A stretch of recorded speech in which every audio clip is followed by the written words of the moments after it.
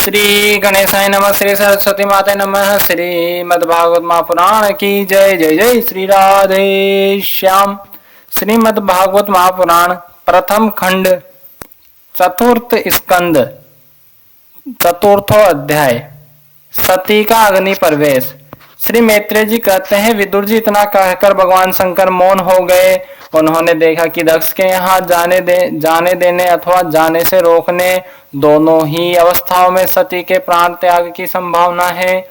इधर सती जी भी कभी बंधुजनों को देखने जाने की इच्छा से बाहर आती और कभी भगवान शंकर रुष्ट न हो जाए इस शंका से फिर लौट जाती। इस प्रकार कोई एक बात निश्चित न कर सकने के कारण वे दुविधा में पड़ गई, चंचल हो गई। बंधुजनों से मिलने की इच्छा में बाधा पड़ने से वे बड़ी अनमनी हो गई। स्वजनों के स्नेहवश उनका हृदय भर आया और वे आंखों में आंसू भरकर अत्यंत व्याकुल हो रोने लगी। उनका शरीर थर थर कांपने लगा और वे अपरितम पुरुष भगवान शंकर की ओर इस प्रकार रोषपूर्ण दृष्टि से देखने लगी मानो उन्हें भस्म कर देगी। शोक और क्रोध ने उनके चित्त को बिल्कुल बेचैन कर दिया तथा स्त्री स्वभाव के कारण उनकी बुद्धि मूढ़ हो गई। जिन्होंने प्रीतिवश उन्हें अपना आधा अंग तक दे दिया था, उन सत्पुरुषों के प्रिय भगवान शंकर को भी छोड़कर वे लंबी लंबी सांसें लेती हुई अपनी माता पिता के घर चल दी। सती को बड़ी फुर्ती से अकेली जाते देख श्री महादेव जी के मणिमान एवं मद आदि हजारों सेवक भगवान के वाहन वृषभराज को आगे कर तथा और भी अनेकों पार्षद और यक्षों को साथ ले बड़ी तेजी से निर्भयता पूर्वक उनके पीछे हो लिए। उन्होंने सती को बेल पर सवार करा दिया तथा मेना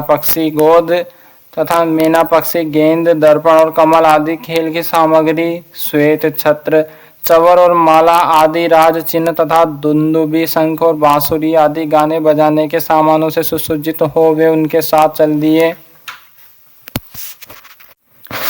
तदंतर सती अपने समस्त सेवकों के साथ दक्ष की यज्ञशाला में पहुंची। वहां वे ध्वनि करते हुए ब्राह्मणों में परस्पर होड़ लग रही थी कि सबसे ऊंचे स्वर में कौन बोले।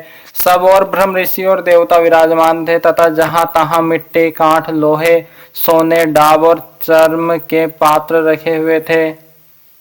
वहां पहुंचने पर पिता के द्वारा सती की अवहेलना हुई। यह देख यज्ञकर्ता दक्ष के भय से सती की माता और बहनों के सिवा किसी भी मनुष्य ने उनका कुछ भी आदर सत्कार नहीं किया।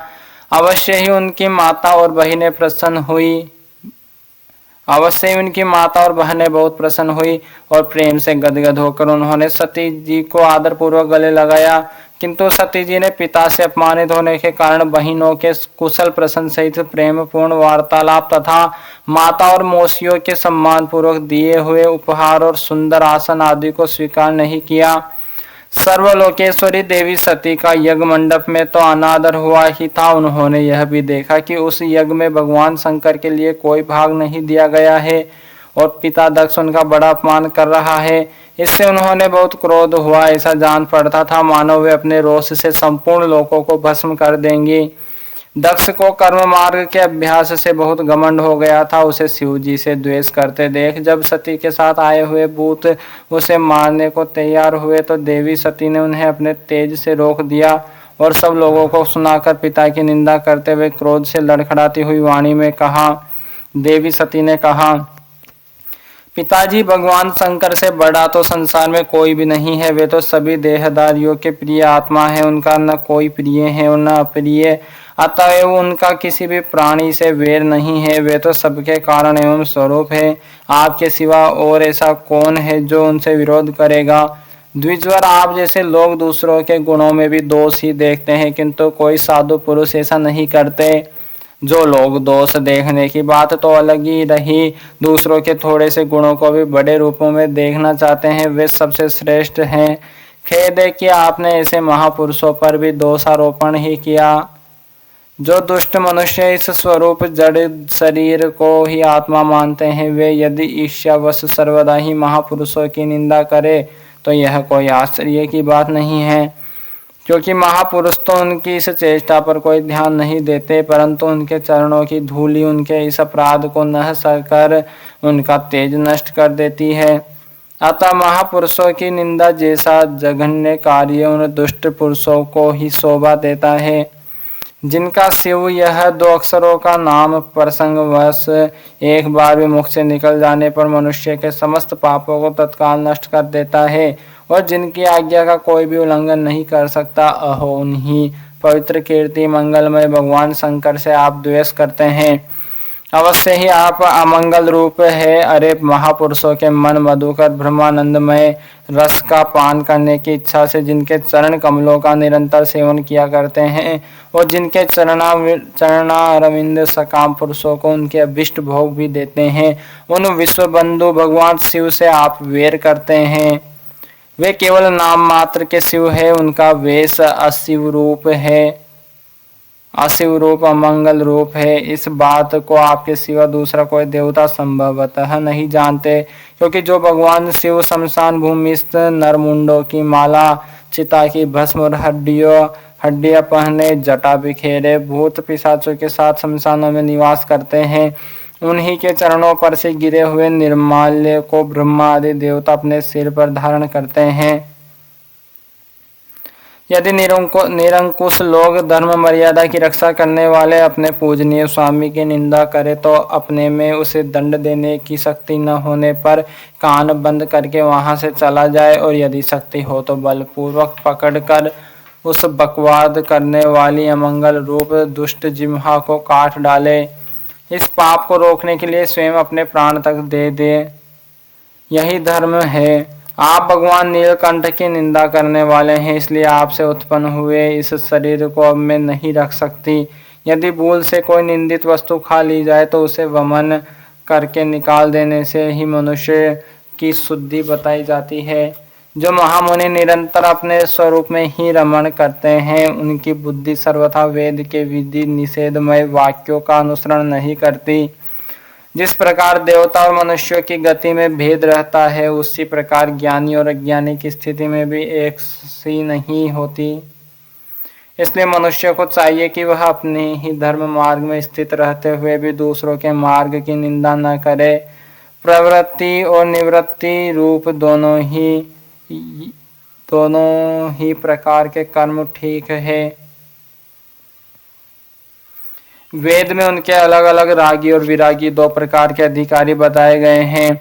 परस्पर विरोधी होने के कारण उक्त दोनों प्रकार के कर्मों का एक साथ एक ही पुरुष के द्वारा आचरण नहीं किया जा सकता। भगवान शंकर तो परब्रह्मा परमात्मा है, उन्हें इन दोनों में से किसी भी प्रकार का कर्म करने की आवश्यकता नहीं है। पिताजी हमारा ऐश्वर्य अव्यक्त है, आत्मज्ञानी महापुरुष ही उसका सेवन कर सकते हैं। आपके पास वह ऐश्वर्य नहीं है और यज्ञशालाओं में यज्ञान से तृप्त होकर प्राण पोषण करने वाले कर्मठ लोग उसकी प्रशंसा भी नहीं करते। आप भगवान शंकर का अपराध करने वाले हैं, अतः आपके शरीर से उत्पन्न इस निंदनीय देह को रखकर मुझे क्या करना है। आप जैसे दुर्जन से संबंध होने के कारण मुझे लज्जा आती है। जो महापुरुषों का अपराध करता है उससे होने वाले जन्मों को भी धिक्कार है। जिस समय भगवान शिव आपके साथ मेरा संबंध दिखलाते हुए मुझे हंसी में दाक्षायणी दक्ष कुमारी के नाम से पुकारेंगे, उस समय हंसी को भूलकर मुझे बड़ी ही लज्जा और खेद होगा। इसलिए उसके पहले ही मैं आपके अंग से उत्पन्न इस सौतुल्य शरीर को त्याग दूंगी। श्री मैत्रेय जी कहते हैं, काम आदि शत्रुओं को जीतने वाले विदुर जी उस यज्ञ मंडप में दक्ष से इस प्रकार कह देवी सती मौन होकर उत्तर दिशा में भूमि पर बैठ गई। उन्होंने आचमन करके पीला वस्त्र ओढ़ लिया तथा आंखें मूंद कर शरीर छोड़ने के लिए वे योग मार्ग में स्थित हो गई। उन्होंने आसन को स्थिर कर प्राणायाम द्वारा प्राण और अपान को एक रूप करके नाभि चक्र में स्थित किया। फिर उदान वायु को नाभि चक्र से ऊपर उठाकर धीरे धीरे बुद्धि के साथ हृदय में स्थापित किया। इसके पश्चात अनिंदिता सती उस हृदय स्थित वायु को कंठ मार्ग से भ्रुकुटियों के बीच में ले गई। इस प्रकार जिस शरीर को महापुरुषों के भी पूजनीय भगवान शंकर ने कई बार बड़े आदर से अपनी गोद में बैठाया था, दक्ष पर कुपित होकर उसे त्यागने की इच्छा से महामनस्विनी सती ने अपने संपूर्ण अंगों में वायु और अग्नि की धारणा की। अपने पति जगत गुरु भगवान शंकर के चरण कमल मकरंद का चिंतन करते करते सती ने और सब ध्यान बुला दिया। उन्हें उन चरणों के अतिरिक्त कुछ भी दिखाई न दिया। इससे वे सर्वथा निर्दोष अर्थार्थ में दक्ष कन्या हुए ऐसा अभिमान से भी मुक्त हो गई और उनका शरीर तुरंत ही योगाग्नि से जल उठा। उस समय वहां आए हुए देवता आदि ने जब सती का देह त्याग रूप यह महान आश्चर्यमय चरित्र देखा तब वे सब हाहाकार करने लगे और वह भयंकर कोलाहल आकाश में एवं पृथ्वी तल पर सभी जगह फैल गया। सब और यही सुनाई देता था, हाय दक्ष के दुर्व्यवहार से कुपित होकर देवादिदेव महादेव की प्रिया सती ने प्राण त्याग दिए। देखो सारे चराचर जीव इस दक्ष प्रजापति की ही संतान है, फिर भी इसने कैसी भारी दुष्टता की है। इसकी पुत्री शुद्ध हृदय सती सदा ही मान पाने के योग्य थी, किंतु इसने उसका ऐसा निरादर किया है कि उसने प्राण त्याग दिए। वास्तव में यह बड़ा ही असहिष्णु और ब्राह्मण द्रोही है। अब इसकी संसार में बड़ी अपकीर्ति होगी। जब इसकी पुत्री सती इसी के अपराध से प्राण त्याग करने को तैयार हुई तब भी इस शंकर द्रोही ने उसे रोका तक नहीं। जिस समय सब लोग ऐसा कह रहे थे उसी समय शिव जी के पार्षद सती का यह अद्भुत प्राण त्याग देख अस्त्र शस्त्र लेकर दक्ष को मारने के लिए उठ खड़े हुए। उनके आक्रमण का वेग देखकर भगवान भृगु ने यज्ञ में विघ्न डालने वालों का नाश करने के लिए अपहतम रक्ष इत्यादि मंत्र का उच्चारण करते हुए दक्षिणाग्नि में आहुति दी। अद्रवयु भृगु ने जो ही आहुति छोड़ी कि यज्ञ कुंड से रिभु नाम के हजारों तेजस्वी देवता प्रकट हो गए। इन्होंने अपनी तपस्या के प्रभाव से चंद्रलोक प्राप्त किया था। उन ब्रह्मा तेज संपन्न देवताओं ने जलती हुई लकड़ियों से आक्रमण किया तो समस्त गुहाक और प्रथम गण इधर उधर भाग गए। अथ पंचमो अध्याय वीरभद्र कृत दक्ष यज्ञ विध्वंस और दक्षवध। श्री मैत्रेय जी कहते हैं, महादेव जी ने जब देवर्षि नारद के मुख से सुना कि अपने पिता दक्ष से अपमानित होने के कारण देवी सती ने प्राण त्याग दिए हैं और उसकी यज्ञ वेदी से प्रकट हुए रिभुओं ने उनके पार्षदों की सेना को मारकर भगा दिया है, तब उन्हें बड़ा ही क्रोध हुआ। उन्होंने उग्र रूप धारण कर क्रोध के मारे होठ चबाते हुए अपनी एक जटा उखाड़ ली जो बिजली और आग की लपट के समान दीप्ति हो रही थी और सहसा खड़े होकर बड़े गंभीर अट्टहास के साथ उसे पृथ्वी पर पटक दिया। उससे तुरंत ही एक बड़ा भारी लंबा चौड़ा पुरुष उत्पन्न हुआ। उसका शरीर इतना विशाल था कि वह स्वर्ग को स्पर्श कर रहा था। उसके 1000 भुजाएं थी, मेघ के समान श्याम वर्ण था, सूर्य के समान जलते हुए 3 नेत्र थे, विकराल दाढ़ें थी और अग्नि की ज्वालाओं के समान लाल लाल जटाएं थी। उसके गले में नरमुंडों की माला थी और हाथों में तरह तरह के अस्त्र शस्त्र थे। जब उसने हाथ जोड़कर पूछा, भगवान मैं क्या करूं, तो भगवान भूतनाथ ने कहा, वीर रुद्र तू मेरा अंश है, इसलिए मेरे पार्षदों का अधिनायक बनकर तो तुरंत ही जा और दक्ष तथा उसके यज्ञ को नष्ट कर दे। प्यारे विदुर जी, जब देवादिदेव भगवान शंकर ने क्रोध में भरकर ऐसी आज्ञा दी तब वीरभद्र उनकी परिक्रमा करके चलने को तैयार हो गए। उस समय उन्हें ऐसा मालूम होने लगा कि मेरे वेग का सामना करने वाला संसार में कोई नहीं है और मैं बड़े से बड़े वीर का भी वेग सहन कर सकता हूँ। वे भयंकर सिंहनाद करते हुए एक अति कराल त्रिशूल हाथ में लेकर दक्ष के यज्ञ मंडप की ओर दौड़े। उनका त्रिशूल संसार संहार का मृत्यु का भी संहार करने में समर्थ था।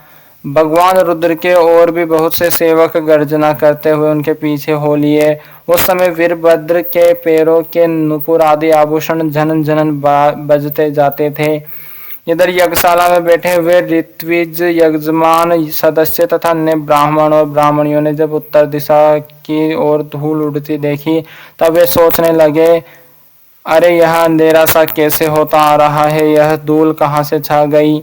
इस समय न तो आंधी ही चल रही है और न कहीं लुटेरे ही सुने जाते हैं, क्योंकि अपराधियों को कठोर दंड देने वाला राजा प्राचीन ब्रही अभी जीवित है।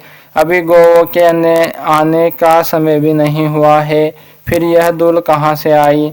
क्या इस समय संसार का प्रलय तो नहीं होने वाला है।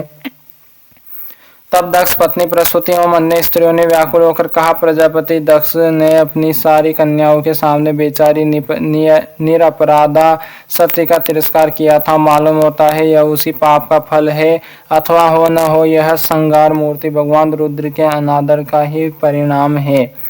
प्रलय काल उपस्थित होने पर जिस समय वे अपने जटाजूटों को बिखेर कर तथा शस्त्रों से सुसज्जित अपनी भुजाओं को ध्वजाओं के समान फैलाकर तांडव नृत्य करते हैं, उस समय उनके त्रिशूल के फलों से दिग्गज बिंद जाते हैं तथा उनके मेघ गर्जन के समान भयंकर अट्टहास से दिशाएं विदीर्ण हो जाती है।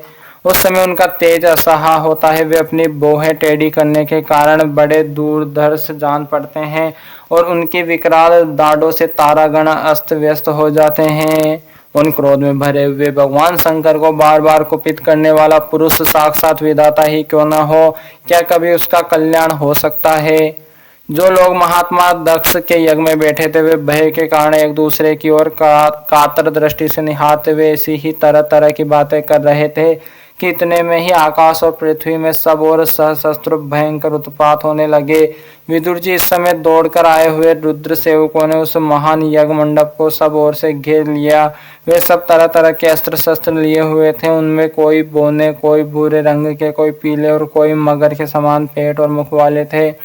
उनमें से किन्हीं ने प्राग वंश यज्ञशाला के पूर्व और पश्चिम के खंभों के बीच में आड़े रखे हुए डंडों को तोड़ डाला, किन्हीं ने यज्ञशाला के पश्चिम की ओर स्थित पत्नीशाला को नष्ट कर दिया, किन्हीं ने यज्ञशाला के सामने का सभा मंडप और मंडप के आगे उत्तर की ओर स्थित अग्निद्राशाला को तोड़ दिया, किन्हीं ने यजमान गृह और पाकशाला को तहस नहस कर डाला, किन्हीं ने यज्ञ के पात्र फोड़ दिए, किन्हीं ने अग्नियों को बुझा दिया, किन्हीं ने यज्ञ कुंडों में पेशाब कर दिया और किन्हीं ने वेदी की सीमा के सूत्रों को तोड़ डाला।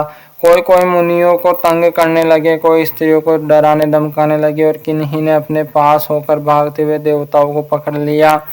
मणिमानन ने भृगु ऋषि को बांध लिया, वीरभद्र ने प्रजापति दक्ष को कैद कर लिया तथा चंडीसन ने पूषा को और नंदीश्वर ने भग देवता को पकड़ लिया।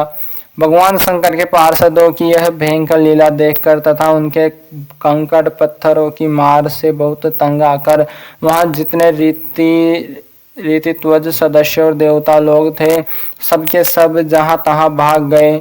भृगु जी हाथ में स्त्रुवा लिए हवन कर रहे थे। वीरभद्र ने इनकी दाढ़ी मूछ नोच ली, क्योंकि इन्होंने प्रजापतियों की सभा में मूछें ऐंठते हुए महादेव जी का उपहास किया था।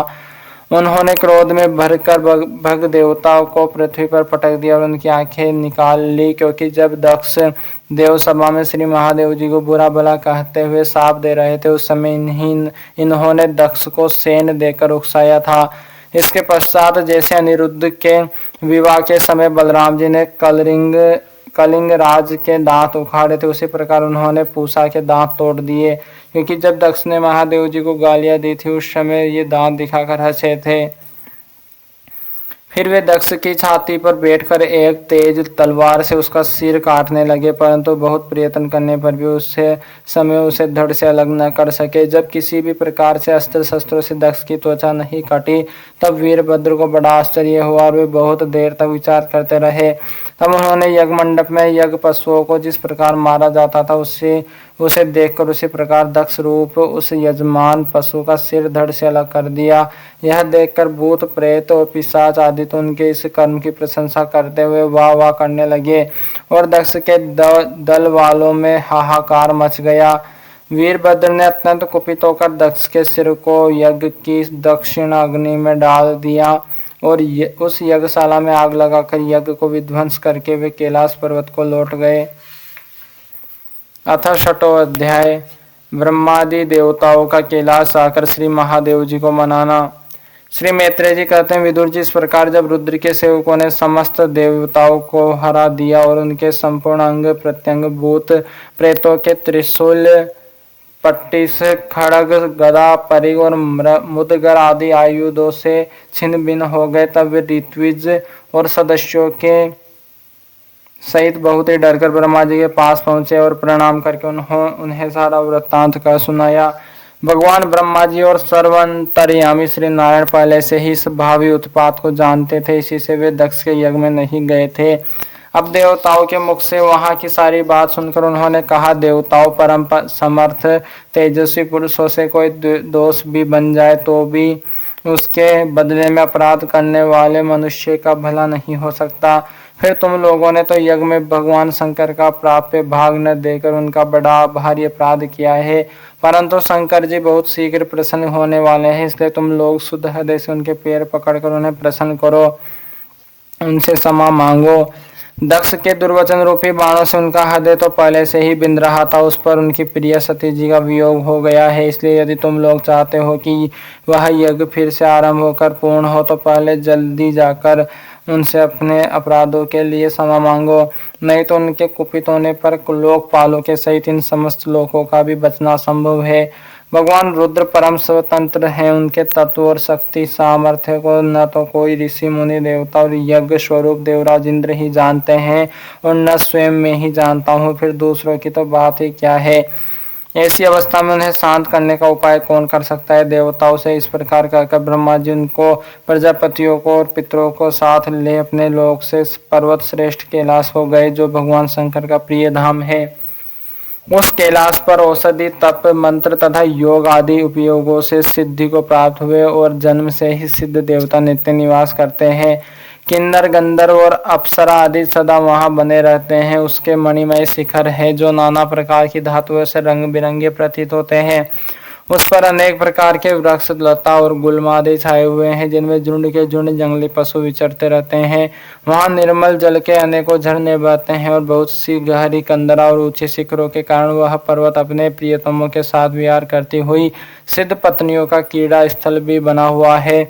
वह सब और मोरों के शोर, मदांध भ्रमरों के गुंजार, कोयलों की कुहू कुहू ध्वनि तथा अन्य पक्षियों के कलरव से गूंज रहा है। उसके कल्प वृक्ष अपनी ऊंची ऊंची डालियों को हिला हिलाकर मानव पक्षियों को बुलाते रहते हैं तथा हाथियों के चलने फिरने के कारण वहां कैलाश स्वयं चलता हुआ सा और झरनों की कल कल ध्वनि से बातचीत करता हुआ सा जान पड़ता है।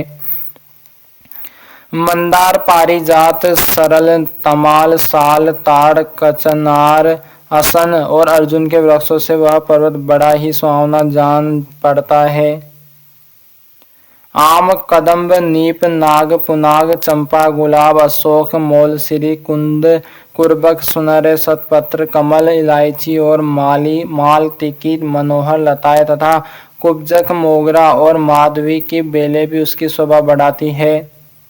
कटहल, गुलर, पीपल, पाकर, बड़, गूगल, भोज वृक्ष, औषध जाति के पेड़, केले आदि जो फल आने के बाद काट दिए जाते हैं।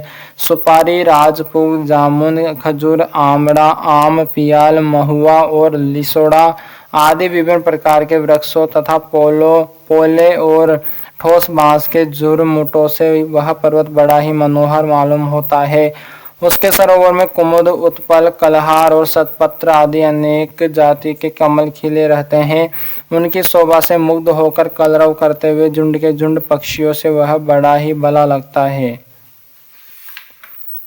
वहां जहां तहां हरिण, वानर, सुअर, सिंह, रीछ, शाही, नीलगाय, सरब, बाघ, कृष्णमृग, भैंसे, कर्णात्र, एक पद, अश्वमुख, भेड़िए और कस्तूरी मृग घूमते रहते हैं तथा वहां के सरोवरों के तट केलों की पंक्तियों से घिरे होने के कारण बड़ी शोभा पाते हैं। उसके चारों ओर नंदा नाम की नदी बहती है, जिसका पवित्र जल देवी सती के स्नान करने से और भी पवित्र एवं सुगंधित हो गया है। भगवान भूतनाथ के निवास स्थान और उस कैलाश पर्वत की ऐसी रमणीयता देखकर देवताओं को बड़ा आश्चर्य हुआ। वहां उन्होंने अलका नाम की एक सुरम्य पुरी और सौगंधिक वन देखा, जिसमें सर्वत्र सुगंध फैलाने वाले सौगंधिक नाम के कमल खिले हुए थे। उस नगर के बाहर की ओर निंदा और अलकनंदा नाम की दो नदियां हैं।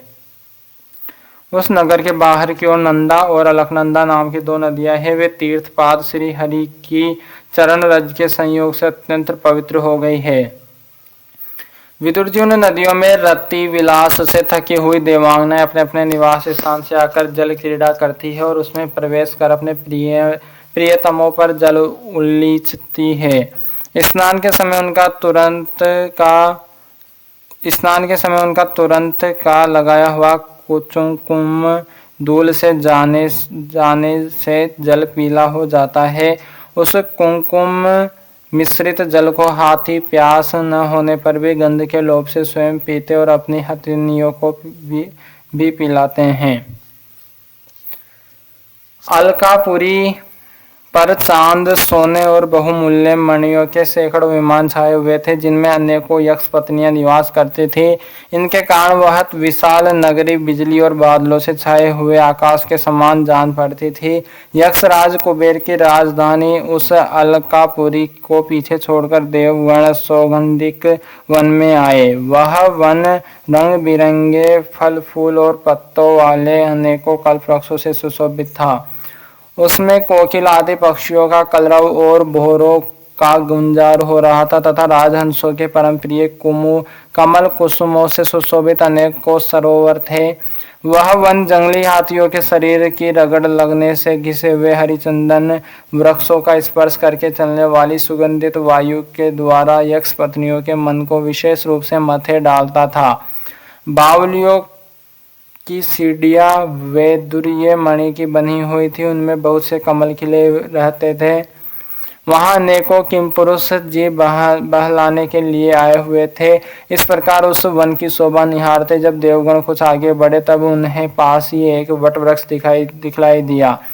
वह वृक्ष 100 योजन ऊंचा था तथा उसकी शाखाएं 75 योजन तक फैली हुई थी। उसके चारों ओर सर्वदा अविचल छाया बनी रहती थी, इसलिए घाम का कष्ट कभी नहीं होता था तथा उसमें कोई घोंसला भी न था। उस महायोगमय और मुमुक्षुओं के आश्रयभूत वृक्ष के नीचे देवताओं ने भगवान शंकर को विराजमान देखा। वे साक्षात क्रोधहीन काल के समान जान पड़ते थे। भगवान भूतनाथ का श्रीअंग बड़ा ही शांत था। सनंद नादी शांत सिद्धगण और सखा यक्ष राक्षसों के स्वामी कुबेर उनकी सेवा कर रहे थे। जगतपति महादेव जी सारे संसार के सुहृद है, स्नेह वश सबका कल्याण करने वाले हैं। वे लोकहित के लिए ही उपासना, चित्त की एकाग्रता और समाधि आदि साधनों का आचरण करते रहते हैं। संध्याकालीन मेघ की सी कांति वाले शरीर पर वे तपस्वियों के अभीष्ट चिन्ह भस्म, दंड, जटा और मृग चर्म एवं मस्तक पर चंद्रकला धारण किए हुए थे। वे एक कुशासन पर बैठे थे और अनेकों साधु श्रोताओं के बीच में श्री नारद जी के पूछने से सनातन ब्रह्मा का उपदेश कर रहे थे। उनका बायां चरण दाई जंघा पर रखा था। वे बायां हाथ बाएं घुटने पर रखे कलाई में रुद्राक्ष की माला डाले तर्क मुद्रा से विराजमान थे। वे योग पट काठ की बनी हुई टोकनी का सहारा लिए एकाग्र चित्त से ब्रह्मानंद का अनुभव कर रहे थे। लोकपालों के सहित समस्त मुनियों ने मननशिला में सर्वश्रेष्ठ भगवान शंकर को हाथ जोड़कर प्रणाम किया। यद्यपि समस्त देवताओं और दैत्यों के अधिपति भी श्री महादेव जी के चरण कमलों की वंदना करते हैं, तथापि वे श्री ब्रह्मा जी को अपने स्थान पर आया देख तुरंत खड़े हो गए और जैसे वामन अवतार में परम पूज्य विष्णु भगवान कश्यप जी की वंदना करते हैं, उसी प्रकार श्री सिर झुकाकर उन्हें प्रणाम किया। इसी प्रकार शंकर जी के चारों ओर जो महर्षियों सहित अनन्या सिद्धगण बैठे थे, उन्होंने भी ब्रह्मा जी को प्रणाम किया। सबके नमस्कार कर चुकने पर ब्रह्मा जी ने चंद्रमौली भगवान से, जो अब तक प्रणाम की मुद्रा में ही खड़े थे, हंसते हुए कहा। श्री ब्रह्मा जी ने कहा, देव मैं जानता हूँ आप संपूर्ण जगत के स्वामी है, क्योंकि विश्व की योनि शक्ति और उसके बीज शिव से जो परे जो एक रस पर ब्रह्मा है वह आप ही है। भगवान आप मकड़ी के समान ही अपने स्वरूप भूत शिव शक्ति के रूप में कीड़ा करते हुए लीला से ही संसार की रचना, पालन और श्रृंगार करते रहते हैं। आपने ही धर्म और अर्थ की प्राप्ति कराने वाले वेद की रक्षा के लिए दक्ष को निमित्त बनाकर यज्ञ को प्रकट किया है। आपकी ही बांधी हुई यह वर्णाश्रम की मर्यादाएं हैं, जिनका नियमनिष्ठ ब्राह्मण श्रद्धा पूर्वक पालन करते हैं। मंगलमय महेश्वर आप शुभ कर्म करने वालों को स्वर्ग लोक अथवा मोक्ष पद प्रदान करते हैं तथा पाप कर्म करने वालों को घोर नरक में डालते हैं। फिर भी किसी किसी व्यक्ति के लिए इन कर्मों का फल उल्टा कैसे हो जाता है। जो महानुभाव आपके चरणों में अपने को समर्पित कर देते हैं, जो समस्त प्राणियों में आपकी ही झांकी करते हैं और समस्त जीवों को अभेद दृष्टि से आत्मा में ही देखते हैं, वे पशुओं के समान प्राय क्रोध के अधीन नहीं होते।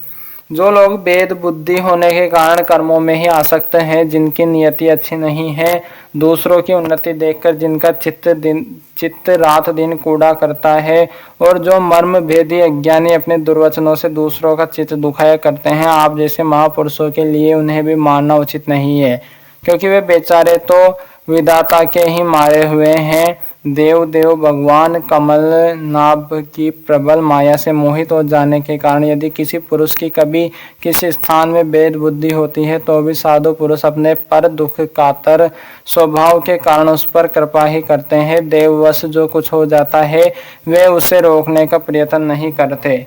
प्रभु आप सर्वज्ञ हैं। परम पुरुष भगवान की दुस्तर माया ने आपकी बुद्धि का स्पर्श भी नहीं किया है, अतः जिनका चित्त उसके वशीभूत होकर कर्म मार्ग में आसक्त हो रहा है, उनके द्वारा अपराध बन जाए तो भी उन पर आपको कृपा ही करनी चाहिए।